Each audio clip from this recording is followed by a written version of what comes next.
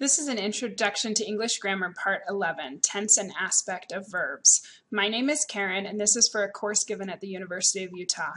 Our topics for this presentation include the tense and aspect names and how they're created. We'll specifically look at perfect aspect and progressive aspect. We also will finish up the presentation with a short description of how prescriptivists use rules with raise and rise and lay and lie. Okay, the tense aspect verb system in English. Tense is usually used to describe the time of the action when the verb happens. So in the present, the past, or the future. Aspect is used to describe some other characteristics of the verbs.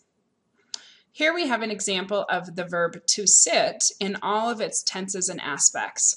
In 1, we see it as simple present, and in 12, we see it as future perfect progressive. Okay, and I'll explain to you in the next several slides how these aspect and tense names are formed. The 3 tenses are as follow. First, the present, now and wider now, like I sit. Past is the time before the utterance, I sat. And future is after the time it is uttered, I will sit. When we have the future, we always see the word will. The 2 or 3 aspects are simple, progressive, and perfect.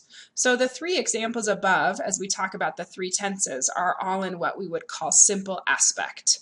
Okay, simple aspect, excuse me, is just formed by itself in that way. Okay, the aspect together with the time combine to form the names. Okay, simple is an action that is completed. Progressive is an action that continues. Sometimes we call that the continuous form.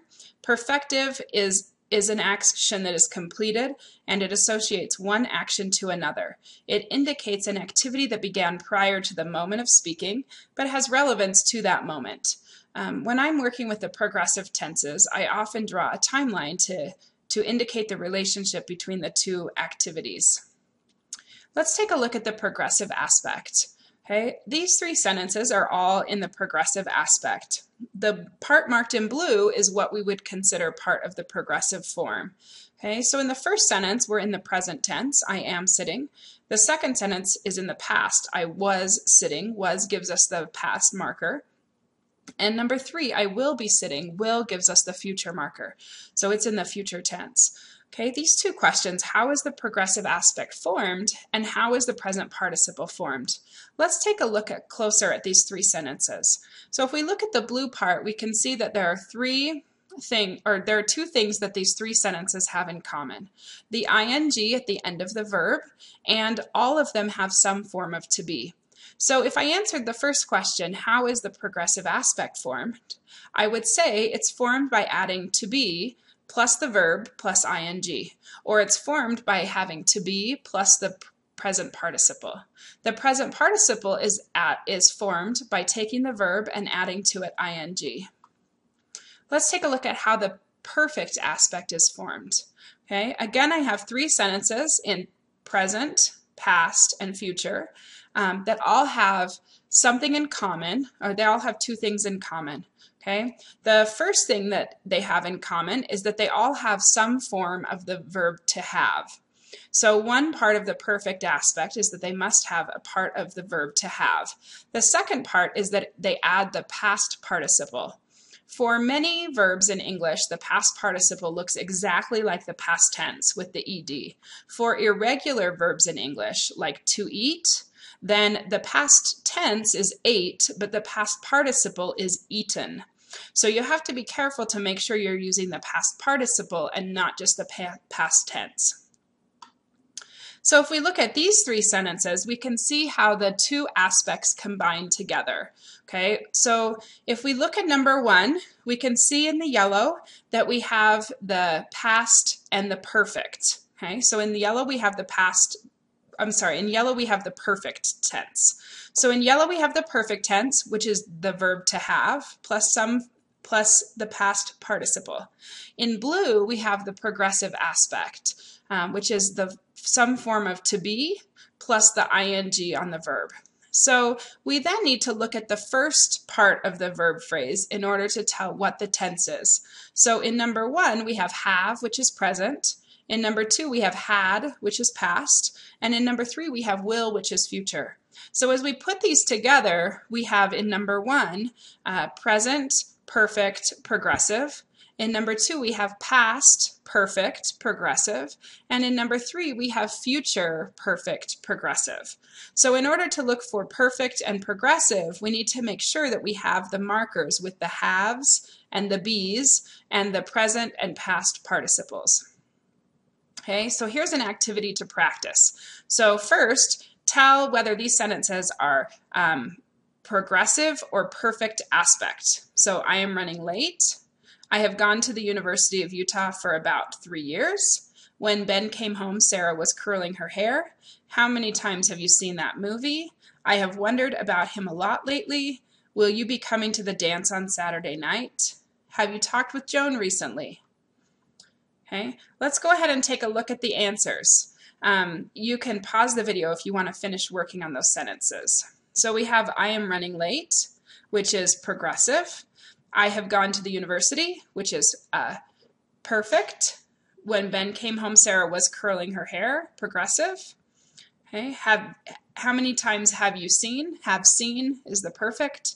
I have wondered about him a lot lately. Have wondered is the perfect. Will you be coming to the dance on Saturday night? Have you talked with Joan recently? Okay, notice that we check for the perfect form by looking for the have verb plus the past participle, and the progressive form by looking for the to be verb plus the ing. All right, when we fill in a chart like this, this is what helps us tell us what the names of each verb form are.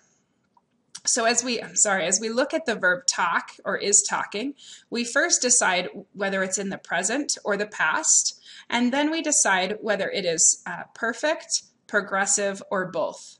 Okay, so go ahead and take a few minutes to pause and fill in the forms for this before you go on to the answers.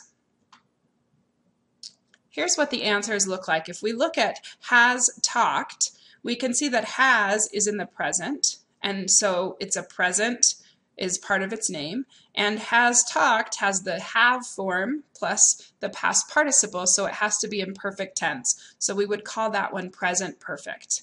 If we look at the last one, will have been talking, will indicates the future tense, but it is both perfect and progressive, so we call this future perfect progressive. Okay, here's an additional prescriptive issue. Prescriptivists have specific rules about lay and lie and raise and rise. Okay, often we get confused about when to use them. Let's take a look at the rule. Here's the rule. The choice between lie and lay is an important issue to many prescriptivists who say people often forget the past tense of these verbs.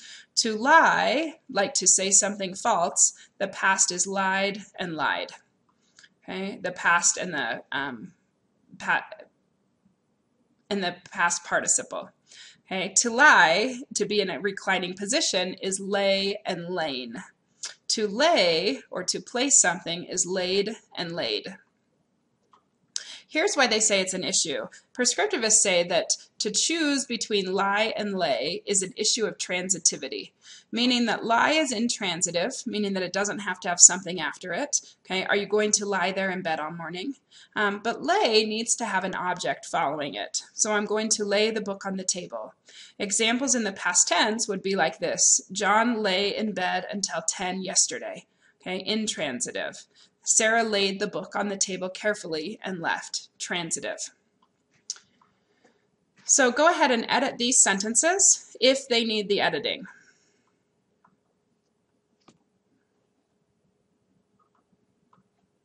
Okay, in the first one it should be my dog really likes to lie on the floor.